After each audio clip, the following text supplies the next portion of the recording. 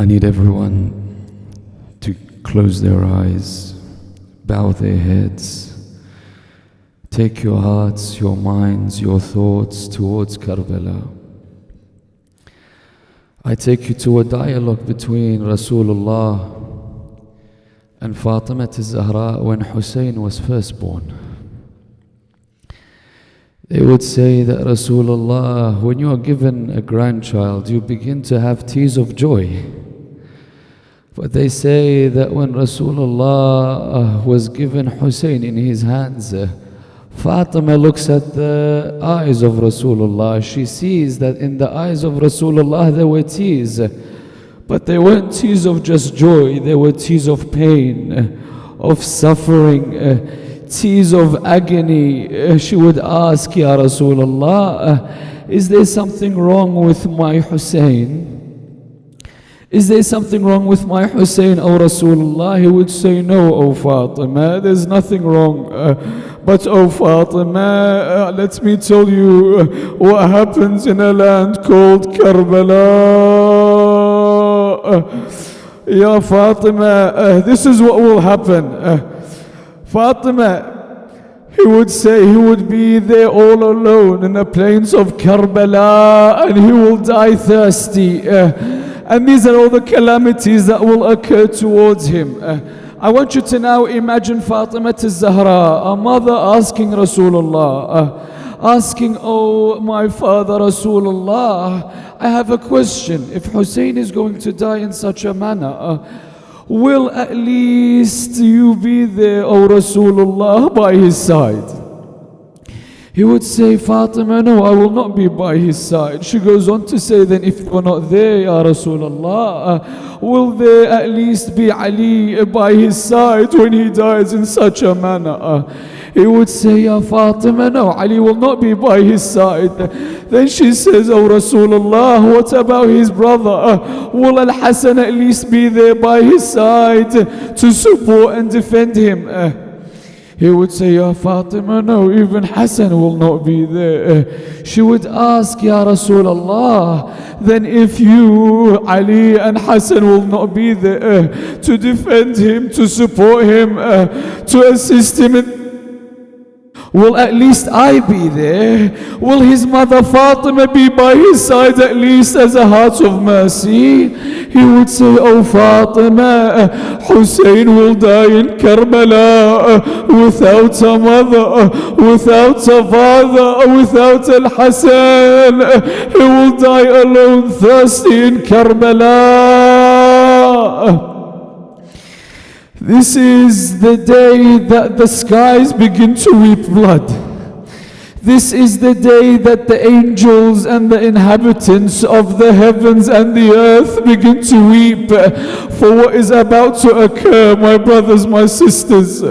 Whatever is inside you of hurt, of pain, do not go home without letting everything out, for Abdullah will not have another chance until next year. We will not know if we will be here to shed a tear for Abdullah. We will not know if we are able next year to beat this chest for Abdullah.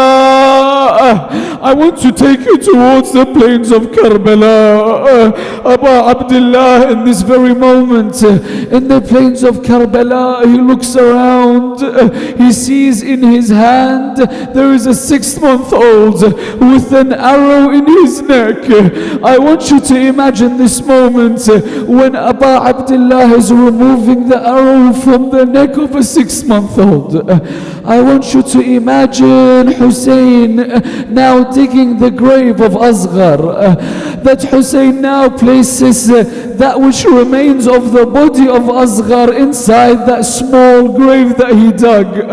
I want to ask, how was his head attached to his delicate body if a 3-pointed arrow was there that severed his head? How did he place the hot desert sands on the face of Asghar? Oh Husayn, at that moment you took your horse, you took your sword, and you went towards the enemies. I want you to imagine Imam al-Husayn going towards the enemies of Allah. He would begin to strike them and strike them until he ends up getting towards the water. I want you to imagine Husayn with his horse in the water. You know what Abu Abdullah says? He begins to speak to his horse. He says, "O horse of mine, أنت عطشان وأنا عطشان." O horse of mine, I know you are thirsty, and I, Husayn, am also thirsty. But oh horse of mine, I will not drink before you drink, O horse of mine. They would say it's as if the horse knew what's occurring to Abu Abdullah. The horse goes down to drink, but he looks at the face of Abu Abdullah. He raises his head as if to say, how can I drink before Husayn, my master? At that very moment, Shimr would say, how can you drink water, O Abu Abdullah, when they have begun to attack your tent? Husayn runs away from the water back towards his tent. When he arrives at his tent, he sees that no one's attacked the tent yet, but it was an attempt to stop him drinking water. In this moment, I want you to imagine Abu Abdullah, the heart of mercy, for a final time coming towards his family, for the final time coming towards his wives, for the final time embracing his sisters Kulthum, the sisters that he had in Karbala within the tent, embracing the children. I want you to imagine how the children would embrace Abu Abdullah one final time. As he begins to embrace them, they would say that Imam al-Husayn at the door of the tent, he would say to Zainab, Zainab, I have a request for you. What's the request, O Abu Abdullah? He would say, Zainab, I want to tell you tomorrow or in a few moments, when they will murder me in the way that they will murder me, they will strip everything from my body, Zainab. I want you to bring me garments. When they strip everything from me, from my clothes, from my turban, when they sever my hand to take the ring, I do not want them to remove my clothes from my body. There is a hurma. Oh Zainab, bring me garments that they will not want to take. Zainab, bring me garments that when they strip everything from my body, they will not want to take that garment from the material that it is. So Zainab brings him a garment. He changes into a garment that was very straw-like, very harsh, very hard on the body and the skin. But Husayn wanted to protect his body from being removed of any clothing. At that very moment, he mounts his horse. When he mounts his horse, he's already bid farewell to everyone. Bid farewell to Kulthum, bid farewell to Ruqayya, bid farewell towards Rabab, towards Layla, towards Sukaina, towards Zainab. As he mounts his horse, goes towards the battlefield, all of a sudden he hears a voice, Abba Husayn, Father Abu Abdullah, do not leave. He looks behind him, who is it? It's his young daughter Sukaina. He says, Sukaina, I've just embraced you. Sukaina, I just kissed you and hugged you. Sukaina, is there anything you need from me? Because after this moment, you will not see my head attached to my body, Sukaina. She says, yes, O Abu Abdullah, I have a request. He would say, what's the request? She would say, I need you to come off your horse, O Abu Abdullah. The heart of mercy steps down from the horse. What else, O Sukaina? She would say, Abu Abdullah, can you sit with me on the desert sand? Husayn would sit alongside Sukaina. She would say, O Abu Abdullah, allow me to sit on your lap. Sukaina sits on the lap of Abu Abdullah. What else, O Sukaina? She would say, Aba Abdullah, I remember something. What do you remember?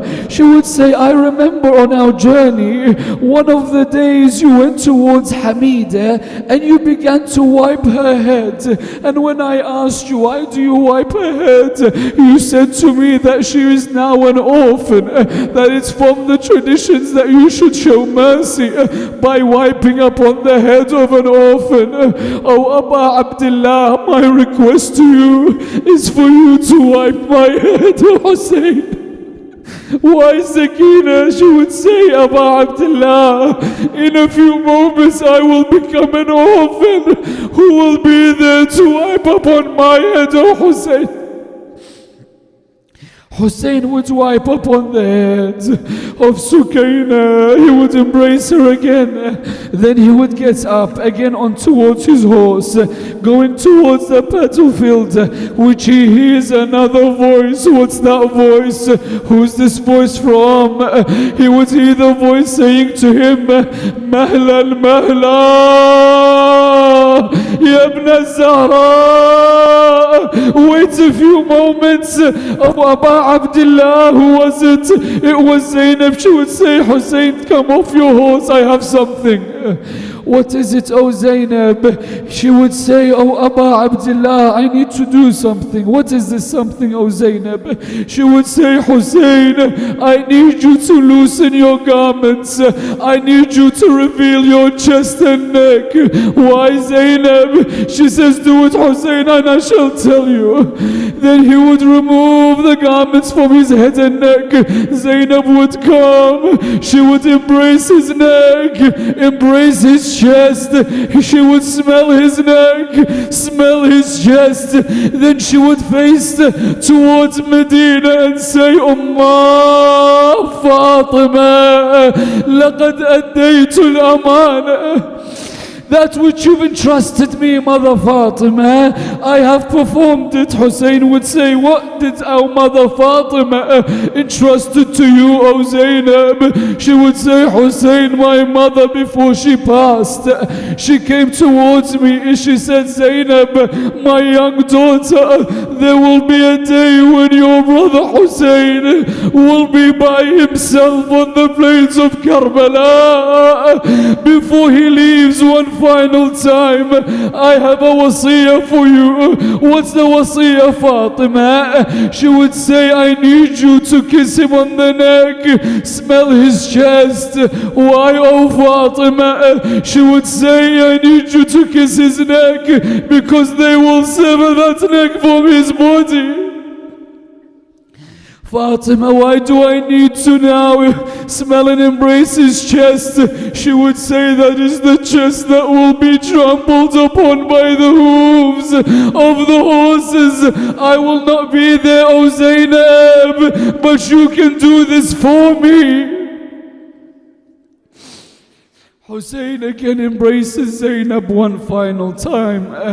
Umar ibn Sa'ad says to them that, oh men, what do you wait for? For by Allah, if he tries and comes towards you, attending to kill you, he will not leave from you anyone.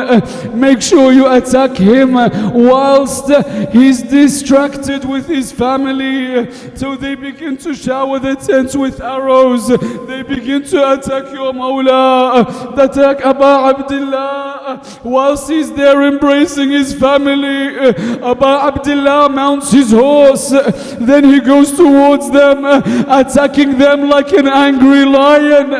No one that he would go towards and strike or chase, except that he would kill them. He would attack left and right. Your Mawla Husayn, in his final moments, he would attack the right flank, saying the famous words, Inna lillah وَإِنَّا إِلَيْهِ رَاجِعُونَ. He would then attack the left flank, saying لَا حَوْلَ وَلَا قُوَّةَ إِلَّا بِاللَّهِ. He would continue attack and attack and attack until Husayn, the pain of thirst comes upon him. Your Mawla becomes tired from fighting the enemies. At that moment, he stands there in Karbala and says, by the right of my grandfather, Ana Atshan, by the right of my grandfather, I am thirsty. Husayn would stay moments standing there thirsty. All of a sudden they would say, look at the tragedy of mu'mineen. Whilst he's standing there in the plains of Karbala, drawing his breath, they would say that a man picks up a large rock. What does he do? He throws it towards Abu Abdullah. That rock, and how much did it hurt Husayn? That it would split his forehead. They would say when that rock would split the forehead of Abu Abdullah, what happens? They would say that rock split the head, the blood begins to gush out like a fountain from the head of Abu Abdullah. What would you do at that moment? They would say the blood would gush and gush. He needed to stop that blood flowing upon his face, upon his body. So he picks up that garment that Zainab gave to him and tries to wipe the blood from his face and forehead. That very moment, whilst he raised that garment from his body, they begin to see the beautiful sacred body of Husayn. They would say that moment, there is a man from the army by the name of Harmala. What does he do? He puts a three-pointed arrow in his bow. He sees Husayn tired, sees Husayn thirsty, sees him with the blood gushing everywhere. All of a sudden the shirt is raised. He sees the body, he sees the chest. He takes the three-pointed arrow. What does he do? He strikes it towards Husayn. Where does this three-pointed arrow strike? It would strike the heart of Abu Abdullah.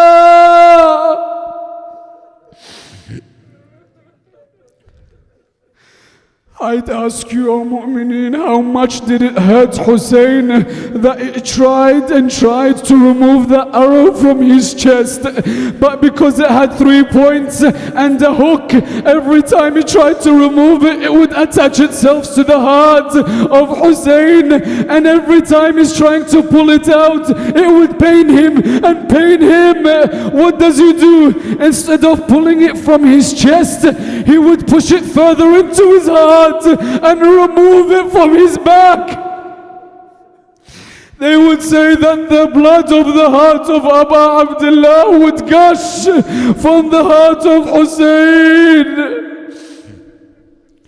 I tell you, the first handful he throws towards the sky from the blood of his heart, they said that the beard of Abu Abdullah was white, but it was covered in blood. They would say the first blood that was part of the beard of Husayn was the blood from the body of Ali al-Akbar that he wiped on his beard.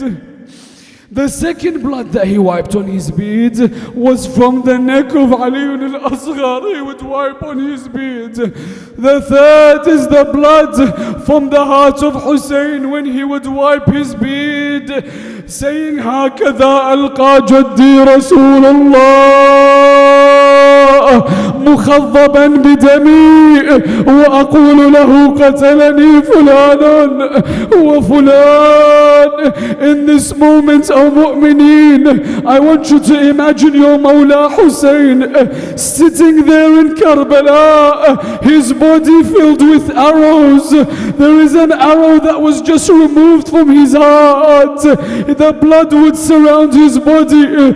How could you see Husayn with the amount of red that he was covered in, you'll begin to see people surrounding him, striking him from every side, until a person comes from the tent, from the sons of Hassan. He would see everyone striking Husayn. He would say, "Oh my uncle, why do they strike you?" Zainab tries to catch him, but she couldn't. As he runs out, he's trying to protect his master Husayn, his uncle. He sees a man trying to strike Husayn. He puts his 10-year-old arm in front. The man, instead of striking Husayn, would sever the hands of this 10-year-old Hassan's son by the name of Abdullah, that it would only be remaining to be attached with a few aspects of skin that was there. The 10-year-old Abdullah, son of Hassan, would be in pain. He would sit in the lap of Aba Abdullah saying, "Uncle, uncle, how can they do this towards you, O Aba Abdullah?" They would say they wouldn't suffice. Not only did they strike the hand of Abdullah, they would say Harmala would point an arrow upon the 10-year-old in the lap of his uncle and kill him in the lap of his uncle Husayn. They say at that moment, what happens, O Mu'mineen? Husayn is drenched with his blood on the plains of Karbala. Then all of a sudden, as they're trying to attack him, who's left there to protect him? All the men have fallen. They would say that the horse of Aba Abdullah would come. Every time someone would come towards Husayn, he would attack them. He would strike them, he would kick them, until the traditions say that he would kill 40 men and 10 horses, until they would say, "Leave him, let's see what the horse does." Imam al-Baqir would say, he would let out a cry, the horse. What was he saying? He was saying, "Al-Zalimatu Zalima." The oppression, woe upon the oppression of people that come to kill the grandson of their prophet. They would say that this horse, they said, "Leave him." He would bring his head and he would wipe his head on the body of Husayn, so much so that his entire face would be covered with the blood of Husayn. All of a sudden, the horse would return back towards the tent.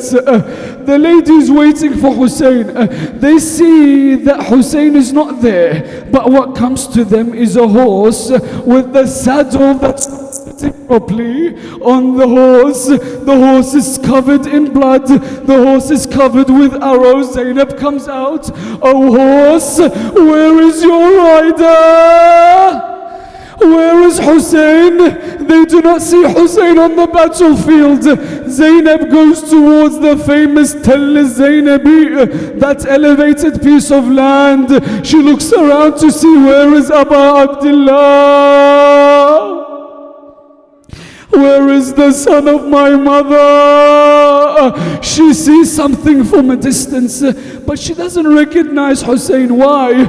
Because there was a body that lays in Karbala, but it was covered from head to toe with arrows, with spears, covered with blood. She would say, "Oh Husayn, are you alive? Oh, have you returned to Allah?" She would say, "Oh Husayn, I ask you by the rights of our grandfather, if you are alive, reply towards me." There was no reply. She would say, "Oh Husayn, by the rights of Ali upon us, oh Husayn, if you are alive, reply towards me." No reply. Then she would say, "Oh Husayn, by the rights of our mother Fatima, if you're alive, reply towards me." Husayn, with the energy, would say, "Zainab, I am already in pain. Why do you bring the pain of the tragedy of my mother Fatima?" Oh Mu'mineen, oh Mu'minat, your master in his final moments doing tasbih to Allah, drenched in his blood, the blood of his heart gushing from his body, not a place in his body except that there was a strike. Umar ibn Sa'd says, what are you waiting for? Go towards him, take him out of his misery, remove him from his agony. What would the tradition say? They would say, there's a man that comes to him. What does he do? He was raised a sword and he would strike the shoulder of your master Husayn. He would strike, severing a large attack on the shoulder of Abu Abdullah. Another man would take an arrow, but where would he shoot it? I want you to imagine he would shoot the arrow inside the mouth of Mawla Husayn. Another man would take a spear and stab the Imam in his side. Another by the name of Sinan would stab your Imam. Where would he stab? Imam al-Husayn. They would say that Sinan takes a dagger, stabs Husayn in his collarbone, and would stab Husayn in his ribs again and again. Oh mu'mineen, this is the moment. This is where the angels cry. This is where in the heavens Imam Ali ibn Abi Talib would cry. Rasulullah would be mourning. This is the moment where Fatima is slapping herself. Why? Because the eyes of Zainab see something. What does she see? She sees a man by the name of Shimr now walking towards Husayn.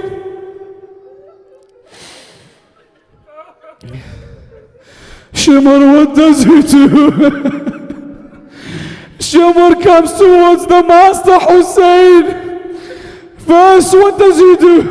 He kicks Abu Abdullah. He kicks your master.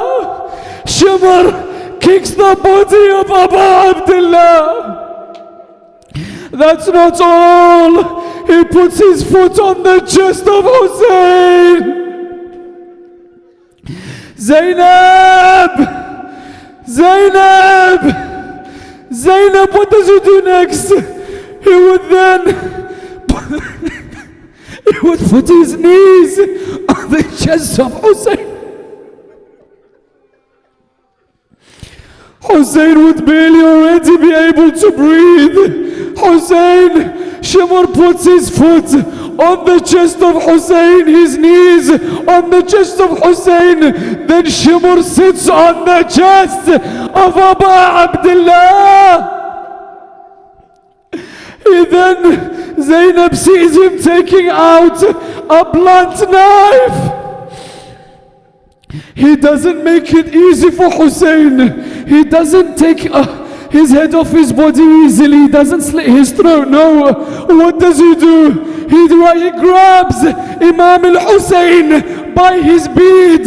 He doesn't strike him from the front. What does he do? He begins to strike Husayn from the back of his neck. Zainab's watching. She sees the hand go up, then the hand go down, then go up again, then go down. How many times? She would see the hand go up and down on the neck of Husayn 12 times. 12 times.